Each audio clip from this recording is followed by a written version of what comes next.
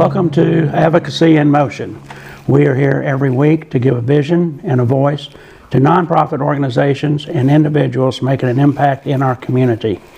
And before I introduce our guest today, I want to thank our presenting sponsor, Niagara. Niagara, you may know, is the leading manufacturer and distributor of water-saving plumbing products. Their new stealth-designed toilets save up to 60% of water, which means up to 60% of cost savings. And that's important for every household, but it's especially important to the nonprofit affordable housing projects that they support. Saving money for a nonprofit organization is vitally important, and Niagara is doing their part in the affordable housing units, especially in the new Volunteers of America Oaks project in the Oak Cliff district of Dallas. So thank you to Niagara for joining us and for continuing to support our program. My guest today is Dr. Carolyn Garver. She is the Program Director for the Autism Treatment Center. Welcome, and glad you can join us. Well, thank you very much for having me. Let's start with the basics. For people like me and many out there that think we know something about autism, but we really have no clue, what is autism? Please tell us. Well, autism is a complex developmental disorder. It is not a mental illness. And I like to say that because a lot of people kind of get it confused. I'm not going to get technical, but because it's in the DSM, which is the Diagnostic Statistical Manual, which is the Bible of all disorders, it is included in that, but so is intellectual disability and ADHD, and a lot of people do not have. It is not a mental illness. You can have a mental illness with it. You can have what they call coexisting conditions of ADHD or obsessive compulsive, just a lot of different things, but autism in and of itself is not a mental illness. Autism has, the issues with autism is that individuals have a problem with communication. About 50% of individuals with autism are nonverbal. So one of the things that we work really hard on is communicating, either whether it be through language. Verbal language is better because most people understand that, or through sign language, or now we use a lot of devices, augmentative devices. Autism also involves social issues. Individuals with autism have a hard time in social situations. They have a hard time sustaining conversations, starting conversations. They have a hard time making friends. They have a hard time being around a lot of people. And I'm going to use the word neurotypical, which we used to call normal. Neurotypical, these individuals are what we call neurodiverse. Another issue is behavioral issues. And so they do manifest certain issues. And what they did when they changed the DSM diagnosis the category a couple of years ago, they also added sensory issues, which I was really glad, because sensory is a huge issue with people with autism, and I've done a lot of work on sensory issues with people with autism. If children get to have a lot of, support when they're younger, because early intervention is the key. I'm talking, now we can diagnose children at the age of 1. It's called the ADOS, which is the Autism Diagnostic Observation Schedule R. It's a gold standard for autism, and they can now do autism diagnosis in toddlers. And I think one of the things that we were talking about earlier was that it's so important to get them involved early on in some kind of an intervention, because it really can mitigate the symptoms. The thing about the sensory is if they get the support like occupational therapy and speech therapy, they can mitigate those symptoms of sensory issues as they get older, so they don't determine as much, they're not as strong when they're older. So, because we've done a lot of studies. So autism has basically social communication and behavior and sensory issues. It is a lifelong disability, and it is not something that you acquire 4 or 5 years later. A lot of times kids have been diagnosed or misdiagnosed or not diagnosed at all. And of course, when I started in this business, it was the statistics were 1 in 10,000, 1 to 2 in 10,000, okay?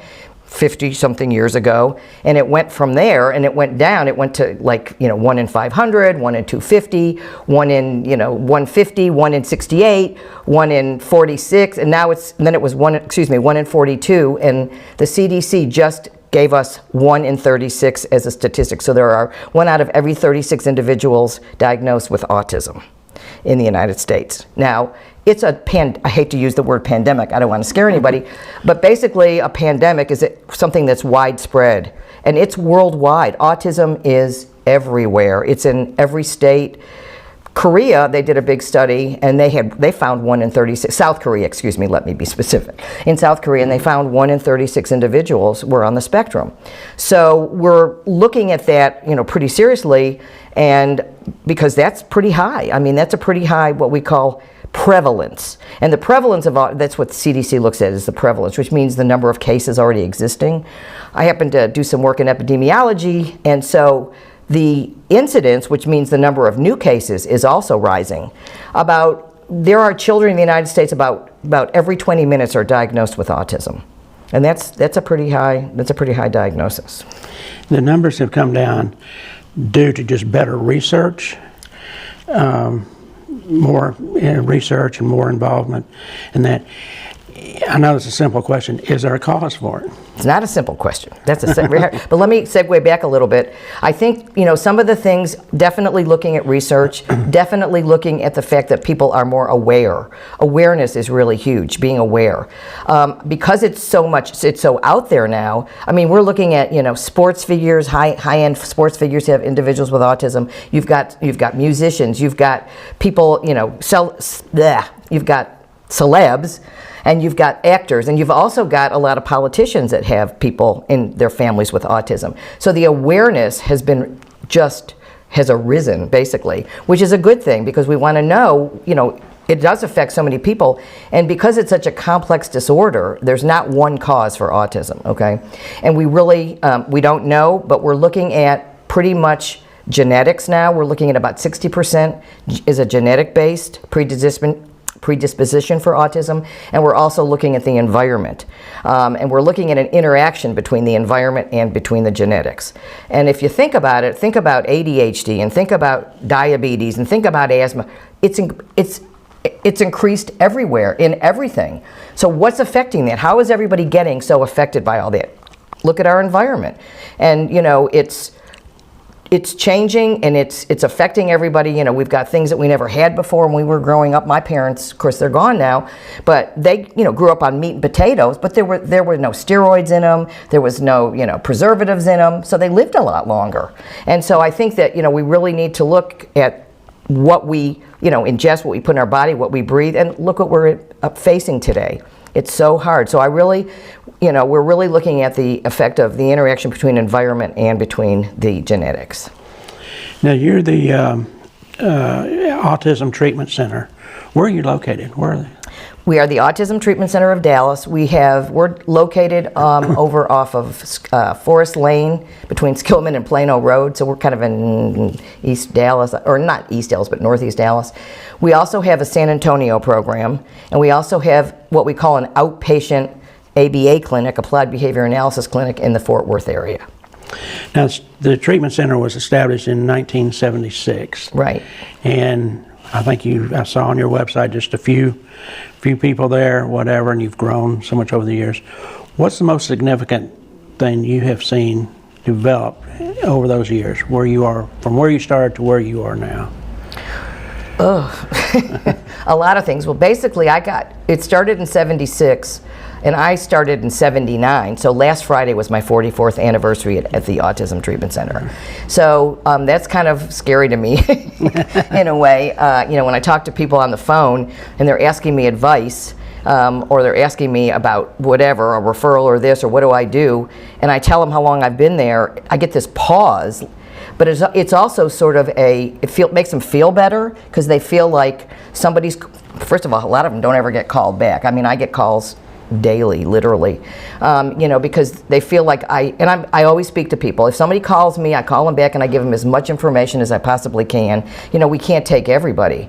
And autism, individuals that weren't diagnosed early on are starting to develop a lot more complex symptoms. There's a lot of aggression, unfortunately. There's a lot of oppositional defiant behavior. Things are changing, I think, being that we are learning about ABA, which is Applied Behavior Analysis now. That's a big change. We've expanded our program. I mean, we started out with 1 or 2 group homes. We have 18 group homes in the community. We also have an outpatient applied behavior analysis, ABA program. We have a TEA, Texas Education Agency approved school. And I'll tell you what that is in a minute. We have an adult services program. We also have an outpatient, what they call an ATCRA, which is an Autism Treatment Center Rehabilitation Agency, where we do speech and OT for individuals on the spectrum. We also see other kids. We see kids with intellectual disabilities too. But as I was saying earlier, you have to have a diagnosis of autism for insurance to pay for those services. Not speech and OT, but for the ABA. I know you have a wonderful website, and over there you list 7 program services. You mentioned a couple of them then. What are some of the services that you provide? Those are pretty much the services we provide. We used to do diagnostics. We don't do them right now because we just don't have the capability to do it because we're really so busy. So basically, it's pretty much just residential, the ABA, the school, the therapies, the adult services. That's right now pretty much what we're doing. Okay. I know your mission statement is changing lives and building futures for all. And you put the emphasis on for all. Tell us a little bit about that, about how. Well, like I said, we can't help everybody, and unfortunately there's not a lot of services in the Texas, basically. I mean, there are services, but a lot of them are just completely full. I mean, just overflowing because of the amount of individuals on the spectrum. And I used to get some statistics from Texas, but they don't do them anymore, unfortunately. Last I looked, or the last I got anything from Health and Human Services, was something like 300,000 individuals on the spectrum in Texas. And, there are long waiting lists for services through the state, unfortunately. It's very costly to educate an individual or to serve an individual with autism because of all the different services and supports that they need. So I think that that's an issue that we need to deal with. So it's like I said, I try really hard to give people a lot of resources, as many as I can, or give them some ideas. And a lot of people don't know. I'll get a call from a parent, and I'm like, well, did you do this with the district? Did you do that with the school? Have you done? And they don't really know about it. And so I think maybe we need to do a better job of, maybe not ATC, because I do the best that I can to talk to people and try to help them. And I talk to people all over the state, all over the country, sometimes I've gotten lots of referrals from all over the world.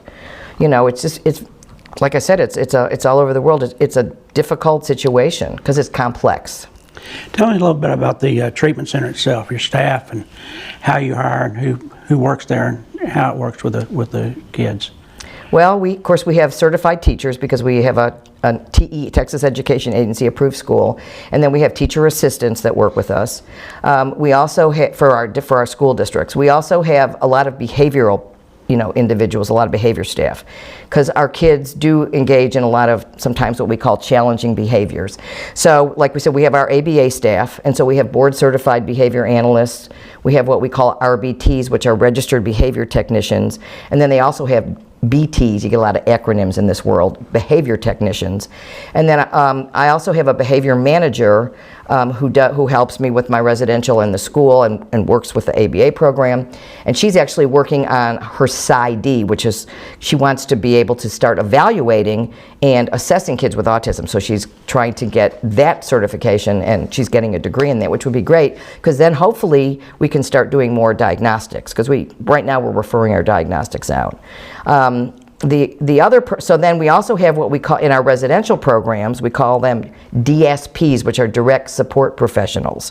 And there's 2 people in a home, there's usually an awake staff, because we have to man those homes 24/7.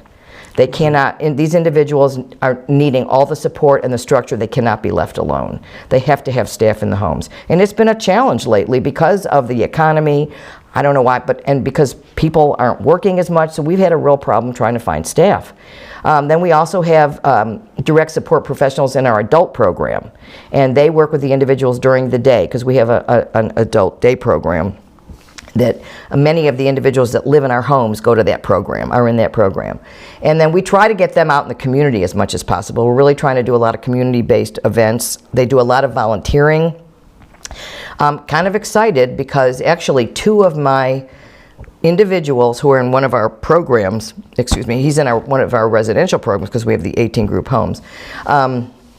We also have a program, we have the, maybe this is part of the 7th, we have a residential treatment center through the Texas Department of Family and Protective Services. So we take and work with kids who have been either abused or neglected or have been removed from their homes for whatever reason, and we take care of them. They live with us, we put them in school, wherever they need to be. They go to our school, they can go to public school. I think right now we have 7 or 8 or maybe 9 individual, maybe even more, kids that live with us that go to public school. Then we have a lot of individuals that live with us that go to our school. So I guess it's kind of a, whatever we need to do, we work on that. And then of course at our therapy clinic we have speech and OT. So of course we have certified speech therapists and occupational therapists, and we do a lot of sensory occupational therapy because it's really important because these kids do have sensory issues. But I have 2 young, well, one of them just finished, he goes to school. They're both in public school, but they're off for the summer. And so one of them, the younger one, he actually did an internship at a local pharmacy this summer, not at the pharmacy, but in the drugstore. I call them drugstores in Texas. I'm from New York, I don't know. And so he worked like 5 weeks and had a job coach, somebody that was with him every day to help him, and he did really well, and he got to make a little bit of money. Now, this other individual that I have, he actually is in public school. He's in because some of our programs are in Garland, some are in Dallas. They go to different school districts. This young man lives in Dallas, so he goes to a different school district, and he's in a kind of a transition program. So last semester, he went to Richland College. I guess they call them Dallas colleges now, but what used to be Richland, because that's where we're over close by. And he worked, he went over there 2 days a week for, learning like activities of daily living, functional skills such as how to maintain a checkbook, how to simple cooking, just different things that he did. And he wasn't actually enrolled in Richland, but it was at the college that he had these classes. And then he works at Whataburger 3 days a week. And the Whataburger is right over by our office, so he walks over there. Now, he's had a few little issues, that we've had to work with. Now he doesn't even have a job coach. He had a job coach during the semester, but this summer he hasn't had one. So it's been pretty exciting. I get a lot of great information from him because I pretty much see him every day. I see them all every day. My thing is that I am there because of these individuals, and if I can't be around them or get to do things with them, then I'm not worth anything, because I have to know what it is that I'm working with in order to be able to help other people. And some of the adults that are in our program, in fact, I talked to a mom this morning. Her son was 8 when I met him. He's now going to be 57. She's going to be 90. She's been my friend all these years. And she remembered that I was doing this. I thought, God, I can't believe you remembered. I'm so proud of you. Anyway, and so I've known her, 40-something years. And one of the things I think that's interesting, when people ask me, when they have a young child, what's the future look like? Well, I can't predict the future, obviously. But from my experience being, in long, being able to see longitudinally what these individuals can accomplish, I can give them some good advice. And I can give them hope. I think it's so important to not lose hope, because there are new things coming down the pike every day. There's, new research. We can't lose hope. I know it gets frustrating. It's a labor of love. And it's, like you were saying about your friends, very intense. You have to be really dedicated, and it can be very frustrating sometimes when you don't get what you need, or you can't find the services. Please, it's very important to have hope. That's one of my big things to send home. Well, the story about the young people you were just talking about is right along your mission statement of changing lives and building futures. So let me take a break here, talk about one of our other sponsors, and then when we come back, talk about how people can help you, how you can get involved in some of the events and things that you're doing. But I want to thank Piranha Haven, Energy, Wellness, and Gifts for the Soul. This is a wonderful spiritual gift shop in downtown Richardson. And if you go in, you will see free trade merchandise from all over the country, from the villages. You'll see artwork from local artists. You'll see incense, candles, all the good stuff there. And on the fourth Saturday of every month, they have a psychic fair. So you can go to piranhahaven.com, check them out, see all that they do there. The energy is there, the wellness, you'll see a lot of ways that they can help there, and gifts for the soul. So it's just a wonderful place. And if you go in, you see Alex, tell her dad said hello. This is a family business. And if you see her, the baby, that's Sky. She'll be running the show in a few years. So check them out, piranhahaven.com, or stop in downtown Richardson and say hello to everyone. So I want to thank them. They've been a great sponsor of ours and really help a lot of nonprofits, so we're glad to have them, and Niagara as well. Tell me how people can help you get in touch and what you need. I see also that you are hiring staff and people. Tell us about that first. Well, that's what I was saying earlier. Can I segue back a little bit for a minute? Sure. Okay. One of the things that I've discovered that I think is very interesting to me with autism is that individuals with autism are very literal. Okay, I mean very literal, and sometimes it gets hard because if you explain something and they don't understand it the way that you think they should understand it, it can get kind of confusing. So I try really hard not to complicate things. I speak kind of I try to simplify things a lot. I have to tell this one of my favorite stories is one of my young men who used to.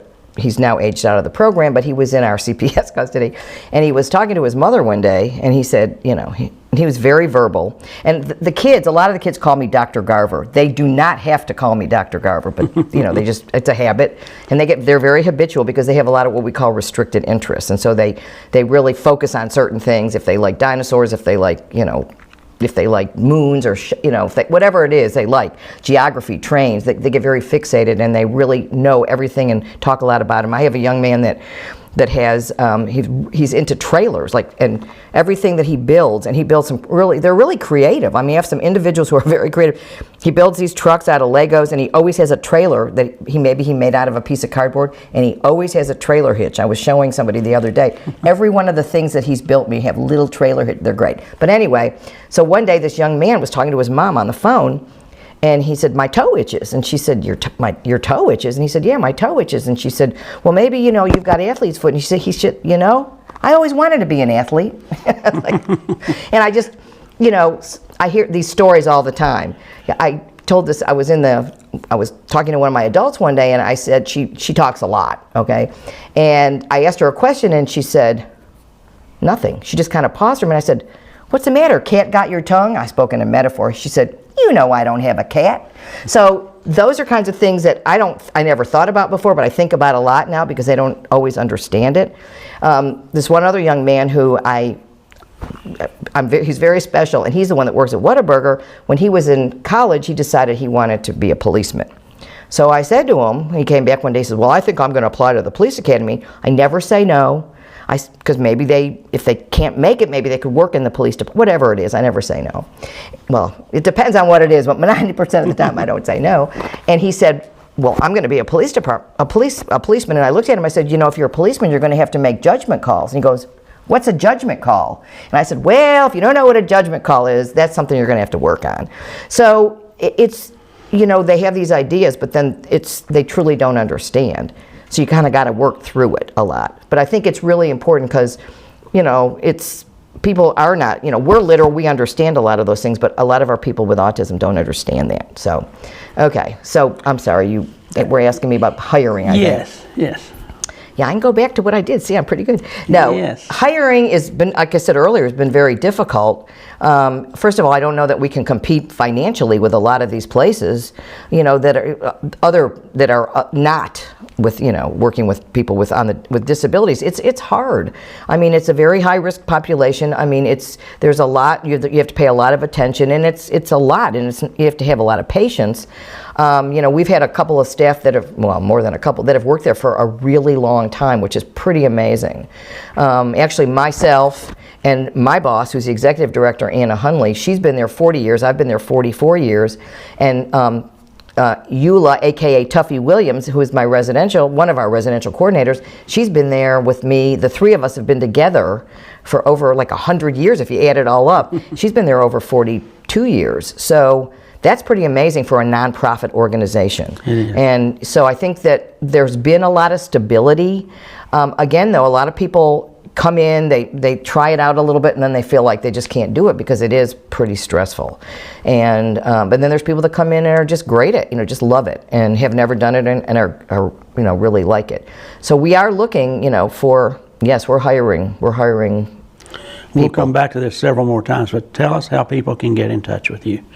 Through the website, or is there? Well, they can get through the website, or they can call the main number. Do you want me to give them the main number? People won't remember that. Oh, no, you know that. That's right. Well, they can go through the website. The website, yeah. What's your web address? It's ATC, Apple, Tom, Charlie, of OF as in Frank, TEXAS.org. Okay. And basically, it's there's a way that you could, if you need information, you can send your question through the email, and then I usually we usually get them to, San Antonio or Dallas usually gets them, depending on what it relates to. So you can, yes, through the website pretty much. And I think there is an employment piece on the website where you can look and see what jobs are available. Okay, and we'll put all this up on your website stuff, information up on the screen. Okay. You have several events. I know you have a gala coming up. How can people help you? Tell us about some of the events you do. Well, one of the events that this big one that was coming up in September, it's been like 37 years maybe. It's been we've done it for many years. There was a wonderful man, he's still a wonderful man, Bobby Norris, who came to us, and he had a daughter with autism and said, I want to do something. So anyway, he's the one that's been the mover and shaker of this for all these different years, and we've had different galas through all these years. It's been pretty amazing. So it's in September. It's the 16th of September. Now, it started out in Fort Worth because he's kind of a cowboy and a rancher. It started out in Fort Worth, and we were there for a number of years. I couldn't tell you exactly. But then I think we lost our contract, or we couldn't negotiate a contract, so we ended up moving it to Dallas. And so we had the gala in Dallas for many, many years at a downtown hotel, and the COVID hit. COVID just did a number on everybody. Can't blame it on everything, and so we ended up people decided that they wanted to, or the committee decided they wanted to go back to Fort Worth. So to have the gala. So last year we had the gala in the Stockyards, and I think we're having it again. We're having it again this year in the Stockyards. Excuse me, at the Drover Hotel. Oh, that's a fun place. Yeah. It's wild down there, yeah. It's a beautiful, beautiful hotel. Yes. Anything else going on throughout the year that we need to know about? Well, we've been doing some small things. It's been so hot, we haven't done a whole lot this summer. We do some golf tournaments, and we do some art things. I think this is really our biggest thing. We do a campaign we send out a campaign every Christmas, and of course Giving Day, North Texas Giving Day, we always try to, focus on, doing as well as we can. We've had some wonderful donors through the years. We still do. And actually, I don't know if I can mention, Jaap and Altje van Zweden, who he used to be the Dallas conductor for the Dallas Symphony Orchestra, have become friends of ours. And actually, they're going to be helping us with the gala this year. He's actually, of course, he's in New York now. He's at the New York Metropolitan, and not the opera. He's at the New York Symphony. I'm sorry, he's not at the opera. He doesn't sing, but he plays the violin. And so they're going to help us with the roundup this year, and they've helped us before in the past. Okay. So that'll be exciting. We've talked about a lot of things. What have we missed? Is there something you want us to know that we haven't talked about? And just tell us what we've missed. I've sort of abbreviated everything. Like I said, I think autism is it's been incredible for me. I mean, I've learned a lot through autism. It's been very good to me. I think I've learned a lot of patience. Probably not as patient with my family members as I am with my kids. I call them kids because I've been there so long. Right. We have individuals. You talk about we have individuals that we've had literally through the lifespan. One of our oldest individuals, he is 75 years old. He's maybe 76 now, and he came well, probably about the same time I did, 40-something years ago. He's been there a really long time. And one of the things I think that we're trying to do is, because autism doesn't go away, and you don't, once you have autism, you have autism. You can absolutely do millions of things. I have an assistant. Well, he sort of is an assistant to everybody now. He's been there over 20, in fact, he just had his 20th anniversary, and he's on the spectrum. He's got a 4-year degree. He got married a number of years ago, met her online, and they both work for us. He's really, just amazing.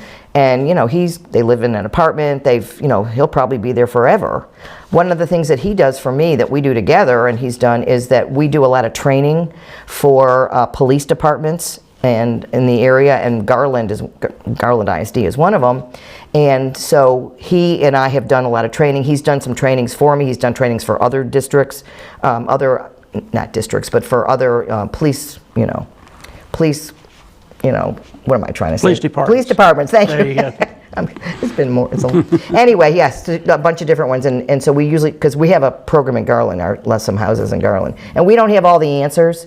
We are not perfect. We make mistakes. I think we try to learn from our mistakes, but we really just try to have the individuals that we deal with, and that other people, families, have the best quality of life, because they deserve to have a really good quality of life as well.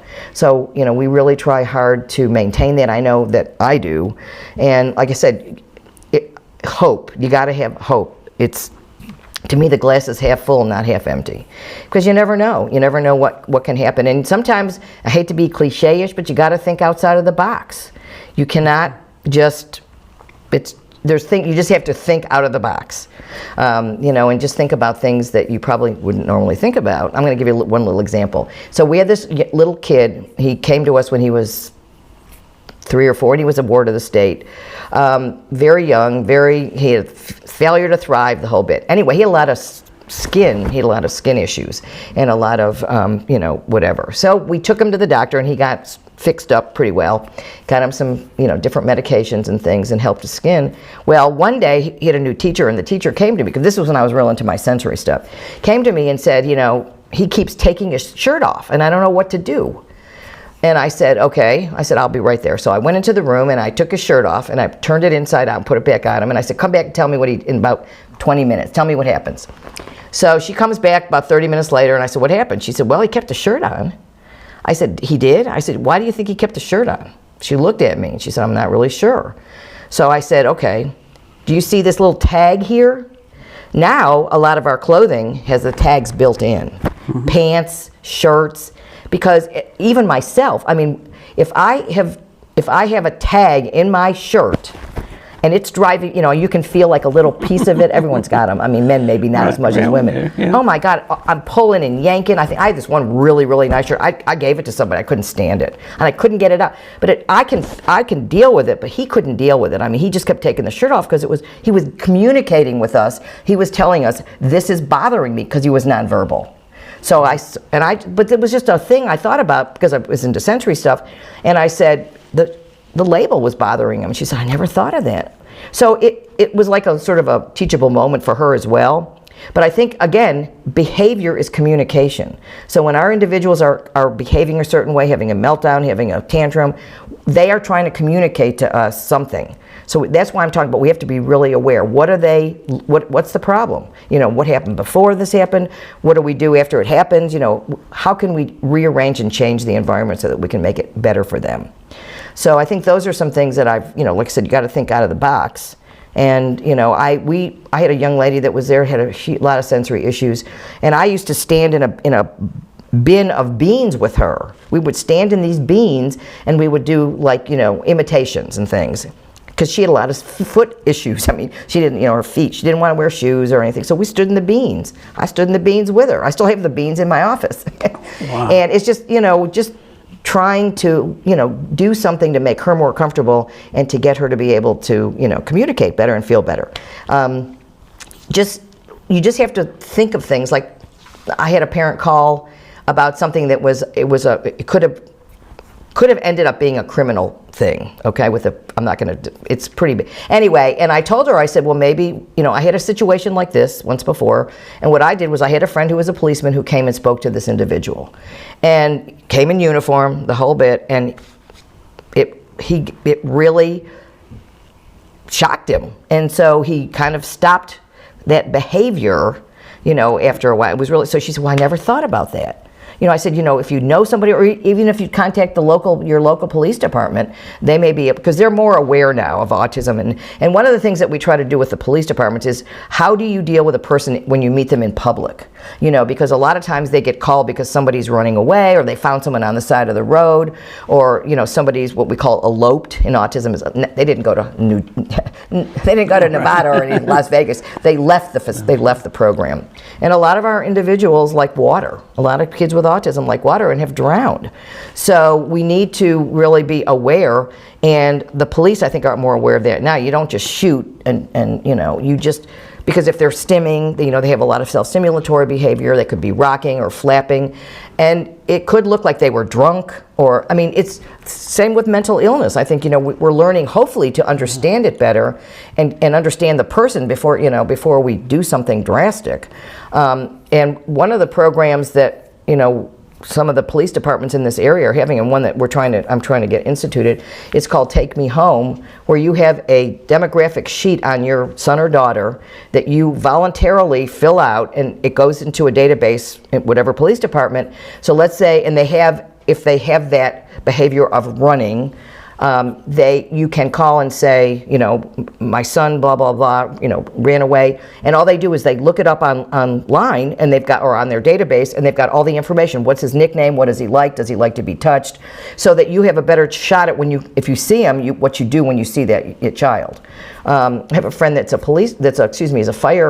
he's in the fire department, and he has a son with autism, and I've known him a while, and every time they'd see a kid sitting on the side of the road or flat, he'd call me, or somebody ran away. Some of them, a couple times were my kids, but a lot of them weren't. And because he said, they're nonverbal, what do we do? And so they would see him, but if they have more education, then they understand. And so, these people aren't going to be violent. That's what they do. They flap and a lot of them are afraid. A lot of them aren't going to talk to you, and they're not going to make small talk. I have a young man comes in on the weekend, after the weekend, and we don't say, hi, how were you? How was your weekend? He starts telling me about some treasure map he made or some stone that he found. And those are the kind of conversations that we have. I have very interesting conversations with people, with the individuals that I work with. So, awareness and hope, I think, are some things I'd like people to take away, and that there are a lot of things that we can do. Like I said, you've got to really just kind of be creative about it and do no harm. Do no harm. Well, going back to your website, there's a very good page on there that I read for people like myself. If you do meet someone with autism, it's a guideline of more understanding about how to approach them, how to talk. And I thought that was wonderful. If people don't do anything else, they go to your website and read that page, because it's very enlightening. And I appreciate that, and I appreciate that information being out there. Because there is a way to speak to a person with autism. You don't yell at them. Try to be low-key, calm. I get really excited about things, but when I'm in an emergency, I'm pretty calm, actually, because I've learned that I have to be calm, and I don't badger somebody. You don't keep, if they did something, we talk about it, and that's it. You keep on and on and on, and it just doesn't do any good. You got to get through that and go, and they're not going to remember it half the time anyway. A lot of times it kind of, goes in and out. And the other thing about autism is that are we okay? Oh, we're fine. Okay. Our individuals a lot of people with autism, one of the characteristics is they don't generalize like us. Okay, for instance, you and I would learn something here today, and we could take it everywhere we go, to the grocery store, to where we worship, to the mall, wherever it is. Our individuals have to learn. That's why everything we do is practice. We have to practice daily you know, how to respond, how to do this, how to have a conversation, whatever it is, you know, we have to practice it because they don't necessarily automatically generalize it. That's why there's a lot of repetition in learning with them, you know, repeat it, because it just doesn't necessarily compute automatically. And finally, when they do get it, they do learn to generalize, it's a huge epiphany. I mean, it's like so exciting because they're learning, and then they can take those things and use them in the community. So that's one of the reasons why we take our individuals out in the community a lot. And I think I was mentioning earlier, we do a lot of volunteer work. We do Meals on Wheels. We also have, we go to Bachman Recreation Center, which is a recreational center for people with disabilities, all disabilities. And they have a lot of classes and groups out there, and we take our individuals there. We also do some work with, we did a lot more before COVID, unfortunately. We worked with Jewish Family Services. We haven't done, and then we were working with a couple programs in Richardson that are like clothes closets and those kinds of things. We also, I don't want to fail to mention, you were talking about staff or individuals. She's not a staff, but she's a therapist. She's a music, dance, and yoga therapist. Been coming for years, and she's wonderful. And she works with the adults and she works with the kids, you know, she does the adults one day and the kids another day. And she does, you know, and with yoga, you've got to follow instructions, you've got to listen to directions, you've got to be able to participate. It's really neat. And she comes and does a lot of our parties, and she's been coming for a long time. That's been really good. And we also have a wonderful art therapist. You should see our halls and our buildings are just murals. And all of the individuals that are capable work with her on them. We have this one main hall, and it looks like you're walking kind of through a forest. And there's trees and leaves, and a lot of the individuals painted them. She did the templates. And there's silhouettes of them in the trees, and they're the ones that did the work, it's really nice, and it's very calming. I had somebody come on Friday, did a tour, and he was taking pictures. He said, "Can I take pictures?" I said, "Yeah." And he said, "Well, this is wonderful," because it's just, you know, it's just nice and welcoming, you know, it's very welcoming. So we do a lot of artwork, and she does a lot of ceramics, and she has parties for the kids once a month. It's, you know, we have people that get involved with us, kind of like to stay involved with us, because we try to be very welcoming and you know, embrace the community. Very good. You know, our mission here is to give a vision and voice to individuals making an impact and a difference in the community. You, your staff, and everyone working with autistic people fit that bill perfectly. We're so glad to have you here today to hear what we can do, learn more. I've learned so much myself. And again, we'll put your information up on the screen. People can get in touch. They can, looking for a job. Yes. Donate, buy tickets to the gala, help in any way they can. And just please, if you have need any information about autism or whatever, contact Dr. And see if they can help. Absolutely. So thank you so much for being here, and thank you to our sponsors for making it possible, Niagara and Verona Haven. Thank you. Thank you.